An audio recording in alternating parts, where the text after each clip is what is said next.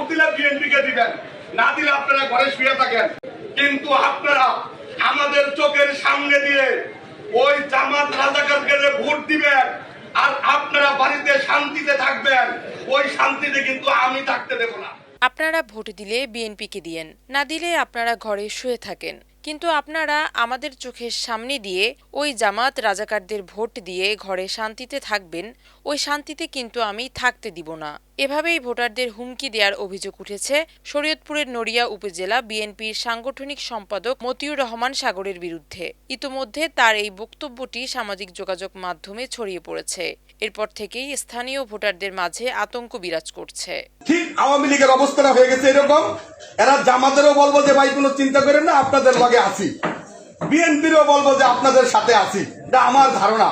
গত শনিবার রাতে নড়িয়া উপজেলার ঘড়িসার ইউনিয়নের নোয়াদ্দাঘাট এলাকায় বিএনপি কার্যালয়ে তিনি এমন বক্তব্য দেন। এরপর বক্তব্যটি সামাজিক যোগাযোগ মাধ্যম ফেসবুকে ছড়িয়ে পড়লে নিন্দার ঝড় ওঠে। তীব্র সমালোচনার মুখে রোববার দুপুরে মতিউর তার ফেসবুক আইডি থেকে বক্তব্যটি সরিয়ে নেন।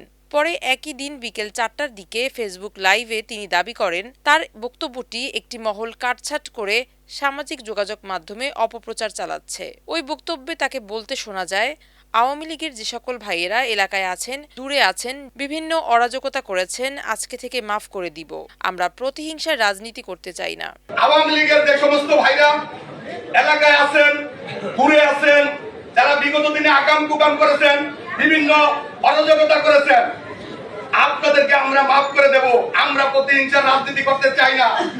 আপনারা এলাকায় থাকবেন, আপনারা চিন্তা করে দেখেন আগামীতে বিএনপি সরকার ক্ষমতায় আসতেছে, এলাকার স্বার্থে হইল, এলাকার উন্নয়নের স্বার্থে হইল, আপনাদের সুবিধা অসুবিধার জন্য হইল, আপনারা বিএনপির পাশে থাকবেন।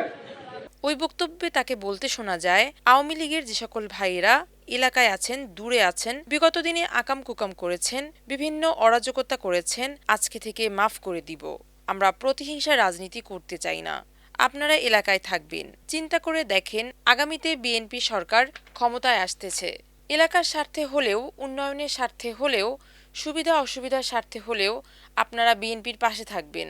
আওয়ামী লীগারদের উদ্দেশ্যে তিনি আরও বলেন, যদি আপনাদের দল পুনর্বাসন হয়, দল যদি আবারও কখনো প্রতিষ্ঠিত হয়, যদি আবারও কখনো এদেশের রাজনীতি করার সুযোগ পায়, যদি তখন আপনারা আমাদের ছেড়ে চলে যান, তখন আমাদের আপত্তি থাকবে না।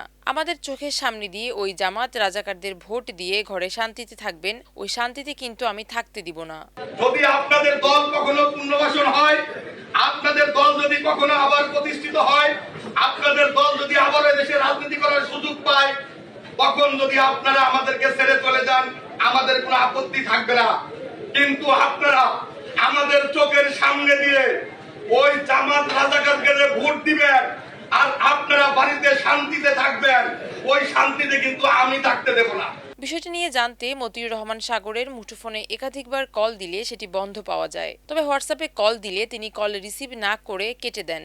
আওয়ামী লীগ শেখ হাসিনার তরফ থেকে একটি কঠোর নির্দেশনা আসবে ভোট বর্জনের জন্য।